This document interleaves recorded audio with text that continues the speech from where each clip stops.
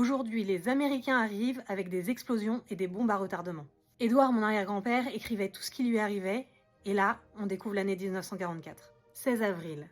Claude et Alain rentrent à Orléans avec Julia. Mort de la femme Lecomte à Rabault. 17 avril. Pour la première fois, nous faisons tourner le moulin à beurre avec mon nouveau moteur électro-rural. 20 avril. Margot revient d'Orléans où elle a passé 24 heures. Hier et ce matin, les Américains lancent des bombes sur la banlieue est et sud-est et dans les 18e et 19e arrondissements, avec de nombreuses bombes à retardement. De même à Rouen. On compte pour l'instant 1300 morts à Rouen, 750 à Paris, 4 de vos ailes sont tués à Rouen. 22 avril. Je reçois un bon numéro 820 pour 200 kg d'orge de semences à la place d'Avoine. Ce bon vient du comité départemental des céréales du Loir-et-Cher, 1 rue Aubourg à Blois. 25 avril.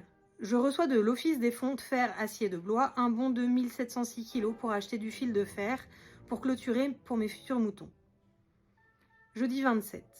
Je vais à Orléans chez Charpentier, 20 rue du Faubourg Saint-Jean, pour avoir ces 1700 kg. On me dit que sur 50 tonnes, on ne leur a donné que 20 tonnes et qu'ils ne savent pas si je pourrais être servi.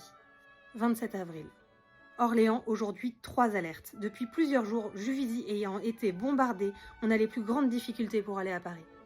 2 mai. Les enfants sont rentrés hier soir à Orléans. Arrivés à la motte des 2 demi-pièces de Joanny. Prix au syndicat, 200 kg de sulfate de chaux. 4 mai. Je vais à Orléans avec Brinet et je ramène ici Alain pour une semaine afin de le soustraire aux alertes. 3 ou 4 jours et nuits.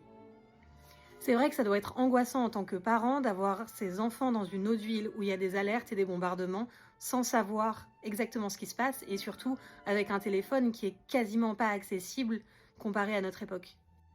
11 mai. À 14h30, un chapelet de bombes tombe au commencement de la rue des Carmes, à 300 mètres de Margot et de Claude.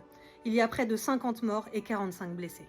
Demain, les avions continueront à larguer des bombes et Claude, la fille d'Édouard, est en danger.